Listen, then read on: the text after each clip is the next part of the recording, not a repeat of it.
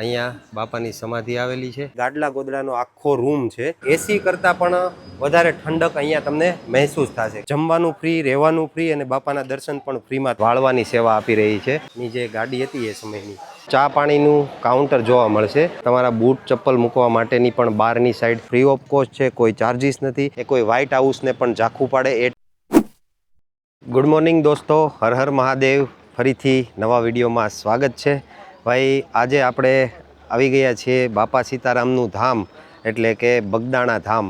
અને બગદાણા ધામની ખાસિયતની કોઈ વખાણ કરવાની કે કોઈ કહેવાની જરૂર જ નથી, કેમ કે અહીંયા ભાઈ 365 દિવસ અને 24 કલાક અન્નક્ષેત્ર ચલાવવામાં આવે છે। અને એ અન્નક્ષેત્રમાં આજ દિવસ સુધીમાં કોઈ પણ જાતનું દાન પણ મતલબમાં એમ કહેવાય ને કે સામેથી માગવામાં નથી આવ્યું, છતાં પણ 365 દિવસ અને 24 કલાક આ બાપા સીતારામનું જે ધામ છે બગદાણા ધામ, ત્યાં અન્નક્ષેત્ર ક્યારેય એનું અન્ન ખૂટ્યું નથી અને ક્યારેય પણ હાથ લાંબો કરવો પડ્યો નથી। અને બીજી વાત એ છે કે અહીંયા સ્વયંસેવકો ખુદ આજુબાજુના ગામડાઓમાંથી કે ભાઈ આજે અમારું ગામ આવશે, આવતીકાલે આ ગામ આવશે, એવી રીતના ખૂબ જ મોટા પ્રમાણમાં અહીંયા લોકો સેવા કરવા આવતા હોય છે। તો આવું કંઈક સરસ મજાનું બગદાણા ધામનો આજનો આપણો વિડીયો રહેવાનો છે। અને અંદર બાપાની જે સમાધિ છે ત્યાંના પણ આપણે તમને દર્શન કરાવશું અને મંદિરના પણ આપણે તમને વિઝિટ કરાવશું। વ્હાઇટ માર્બલથી આખું મંદિર જે છે એ કોઈ વ્હાઇટ હાઉસને પણ ઝાંખું પાડે એ ટાઈપનું બાપા સીતારામનું આ મંદિર આવેલું છે। તો ત્યાંના પણ આપણે તમને દર્શન કરાવશું। ફર્સ્ટ તો ચેનલ પર જો નવા આવ્યા હોય તો ચેનલને સબસ્ક્રાઈબ કરી દેજો, કેમ કે આપણી આ સૌરાષ્ટ્ર સિરીઝનો ઘણા બધા તમને વિડીયો જે અલગ અલગ તીર્થસ્થાન છે, કોઈ જાણવા જેવા વિડીયો છે કે યા કોઈ ટ્રાવેલિંગ રિલેટેડના વિડીયો છે, આપણી આ ચેનલ ઉપર તમને મળતા રહેવાના છે। તો ખાસ ચેનલ પર જો નવા આવ્યા હોય તો ચેનલને સબસ્ક્રાઈબ કરી દેજો, જેથી આવનારા વિડીયો તમને મળતા રહેશે। તો ચાલો વિડીયોમાં કન્ટિન્યુ બન્યા રહ્યો। આજે હું તમને દર્શન કરાવીશ બાપા સીતારામનું ધામ એટલે કે બગદાણા ધામના હું તમને બાપાના દર્શન કરાવું અને આગળ બધી વિશેષતા મંદિરની એ પણ આ વિડીયોમાં જણાવું। બહારની સાઈડથી જ તમને આ મોટું વિશાળ પાર્કિંગ અહીંયા જોવા મળશે, જે અહીંયા તમે કોઈ મોટા વાહનો લઈને આવો છો, ટેમ્પા, ફોર વ્હીલ, બસ કે ટ્રક યા કોઈ બી તમે પ્રવાસમાં આવ્યા હોય તો બી અહીંયા મોટી મોટી ગાડીઓનું તમારું પાર્કિંગ અહીંયા તમે કરી શકો છો। ફ્રી ઓફ કોસ્ટ છે, કોઈ ચાર્જીસ નથી। બધી વસ્તુ તમને અહીંયા પાર્કિંગ માટેની સરસ મજાની વ્યવસ્થા અહીંયા કરવામાં આવેલી છે। સામેની સાઈડ જ બાપાનું મંદિર આવેલું છે, તમે ત્યાં પણ આપણે હમણાં આગળ જઈશું। અને આ બાજુ જો ઘણા બધા માતાઓ અત્યારે સેવા માટે આ બધા મોટા ટ્રક ભરીને અત્યારે અહીંયા સેવા માટે આવેલા છે। તો ચાલો હવે આપણે આગળ અહીંયા જે બાપાનું મંદિર છે ત્યાં પણ આપણે જઈએ અને તમને વિઝિટ કરીને બતાવીએ। મિત્રો આ જે છે એ મેઇન રોડ છે, અહીંયાથી આપણે આવવાનું હોય છે। ત્યારબાદ આ બાજુ પણ પાર્કિંગની વ્યવસ્થા છે, ફ્રી પાર્કિંગની વ્યવસ્થા છે। અને આ જે છે એ મંદિરનો મેઇન ગેટ છે, અહીંયા તમે મંદિરે અંદર જઈ શકો છો। ત્યારબાદ અહીંયા એક સરસ મજાની બીજી પણ વ્યવસ્થા છે, લગેજ રૂમ પણ આવેલો છે અને બૂટ ચપ્પલ મૂકવા માટેની પણ આ બાજુ વ્યવસ્થા છે। મિત્રો આવી કંઈક સરસ મજાની તમારા બૂટ ચપ્પલ મૂકવા માટેની પણ બહારની સાઈડ વ્યવસ્થા કરવામાં આવેલી છે। અને આ બાજુ અલગ અલગ ઘણા બધા સેક્શન પણ આવેલા છે।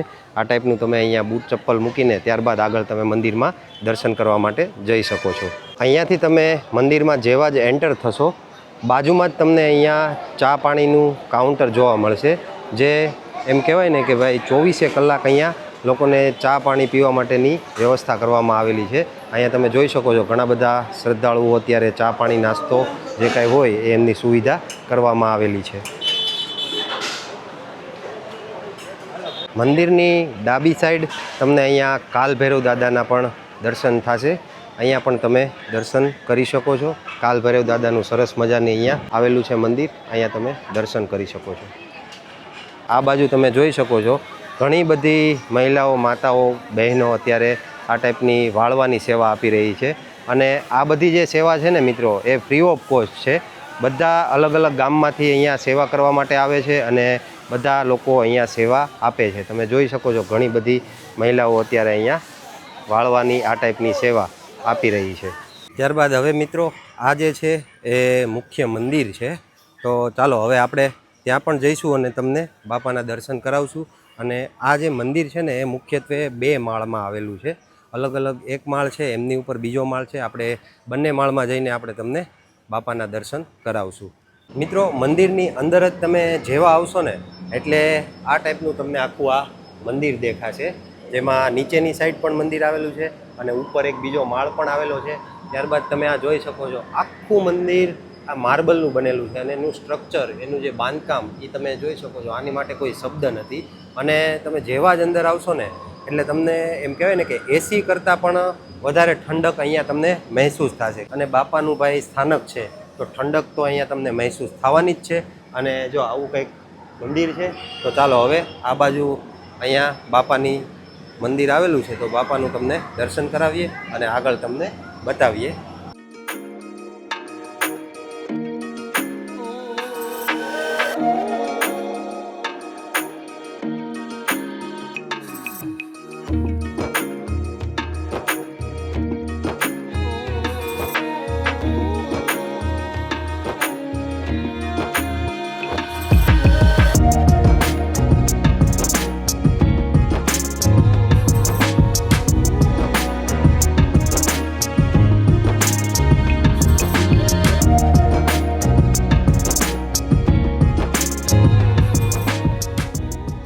મિત્રો જેવા તમે ઉપરની સાઈડ આવશો એટલે અહીંયાથી તમારે ઉપર આવવાનું છે. આ બાજુ લેડીઝ લાઈન છે, આ બાજુ જેન્ટ્સની લાઈન આવે અને અહીંયા ઉપર રામજી મંદિર આવેલું છે.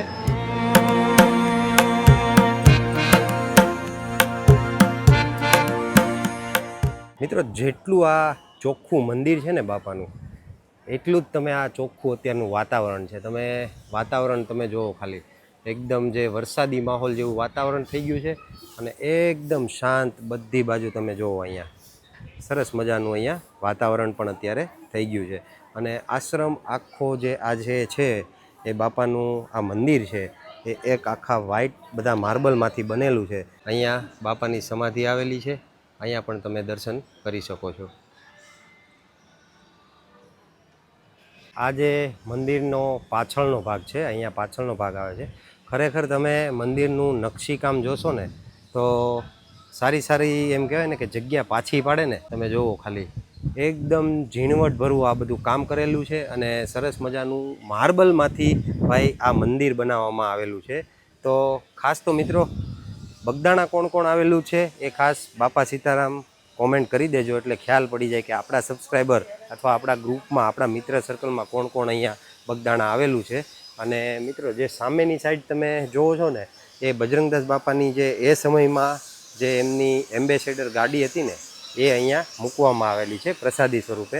તો આપણે હવે તમને ત્યાંના પણ દર્શન કરાવશું અને તમને બતાવશું કે એ ગાડી અહીંયા અત્યારે કઈ કન્ડિશનમાં છે. અને ઘણા બધા લોકો અત્યારે અહીંયા ફોટો પડાવતા હોય છે, વિડીયો બનાવતા હોય છે એક યાદી સ્વરૂપે. તો આપણે પણ તમને અહીંયા બાપાની જે ગાડી હતી એ સમયની એમના આપણે બતાવશું.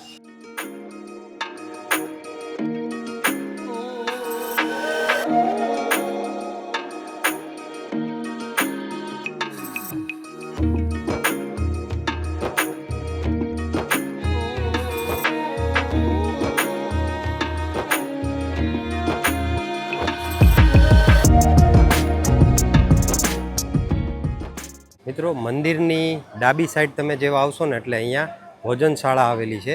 અહીંયા તમે અલગ અલગ પ્રસાદી બધું તમે લઈ શકો છો. ચાલો હવે આપણે તમને અંદર પણ બતાવશું કે અહીંયાની જે ભોજનશાળા જે છે એમની વ્યવસ્થા કેવી છે અને કઈ રીતનું હોય છે. તો તમે જોઈ શકો છો વિશાળ અહીંયા આખું જે એમ કહેવાય ને કે બજરંગદાસ બાપાનું જે ધામ, બગદાણા ધામનું અહીંયા અન્નક્ષેત્ર ચાલે છે.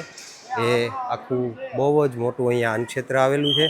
અને અહીંયા હજારોની સંખ્યામાં દર પૂનમે કે જ્યારે કોઈ બીજા અલગ અલગ મહોત્સવ થતા હોય, કોઈ તહેવારો હોય ત્યારે અહીંયા રસોડું ખૂબ જ મોટા પ્રમાણમાં હોય છે. અને એમ કહેવાય છે કે ભાઈ 365 દિવસ અને 24 કલાક બજરંગદાસ બાપાનું રસોડું ક્યારેય બંધ થતું અહીંયા નથી. આ એટલું મોટું આ અન્નક્ષેત્ર છે. તમે જુઓ, જ્યાં સુધી તમારી નજર જાય ને ત્યાં સુધી અહીંયા મોટું આવું અન્નક્ષેત્ર ચાલે છે. અને અહીંયા ભાઈ બાપાની કૃપાથી હજી સુધીમાં ક્યારેય અન્નનો દાણો ખૂટ્યો નથી. દાન ક્યાંથી આવે છે એ કોઈને ખબર નથી, ક્યારેય માગવું નથી પડ્યું.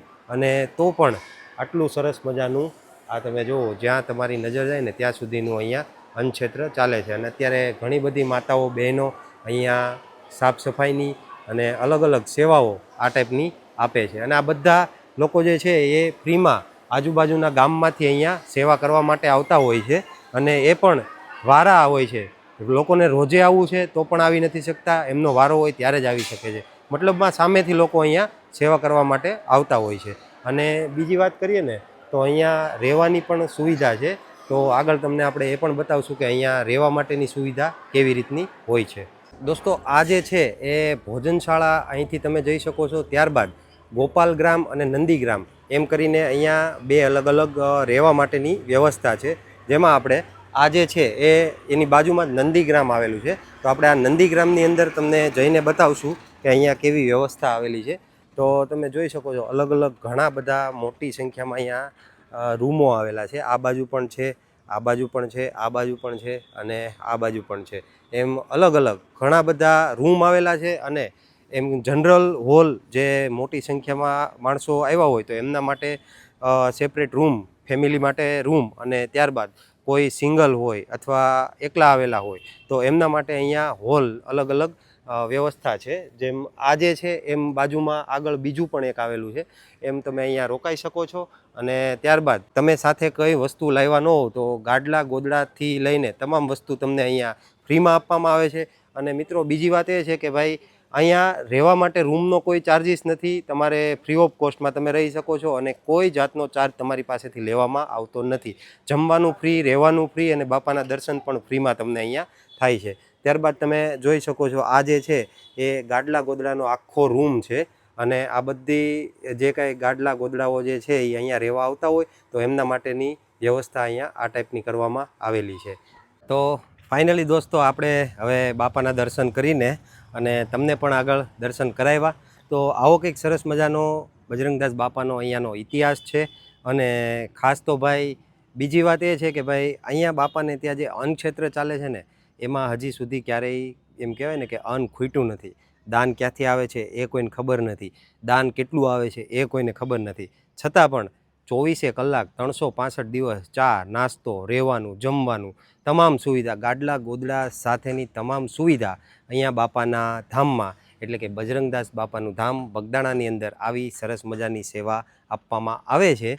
તો અહીંયા કોણ કોણ આવેલું છે એ ખાસ કોમેન્ટ કરજો. અને ચેનલ પર જો નવા આવ્યા હોય તો ચેનલને સબસ્ક્રાઈબ કરી દેજો, જેથી આવનારી જર્નીના વિડીયો તમને મળતા રહેશે. તો આજના વિડીયોમાં આટલું જ. મળીએ પાછી કંઈક નવી જર્નીમાં, નવી જગ્યાએ, નવા પ્લેસમાં, નવી એનર્જી સાથે. તો ચાલો, બાપા સીતારામ અને હર હર મહાદેવ.